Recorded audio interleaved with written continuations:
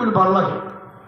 অর্থাৎ আমার বয়ানটা যেন এইদিকে না হয়, বক্তাকে দুনিয়ার মাঝখানে আলোচনা যেতে না করে আস্তে করে সিস্টেম করে মাহফিল কর্তৃপক্ষের মাধ্যমে বা কোনো সিস্টেমের মাধ্যমে বা মসজিদ কমিটির সভাপতির মাধ্যমে তার অন্যদিকে করে দিতে, মাঝখানে আলোচনা চলবে না।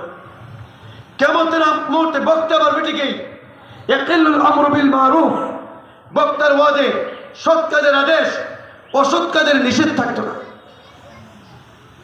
নবীজি বলছেন হলিয়াতিল মাসাহিফ, কিয়ামতের আগ মুহূর্তে কোরআন শরীফের প্রিন্টিং বান্ডিং হবে উন্নত। আচ্ছা মনে বেড়ে দেখেন তো, আপনারা 40 বছর আগে মায়েরা যে কোরআন শরীফ পড়তো, কলিকাতার সাবা কোরআন শরীফ আসছিল না?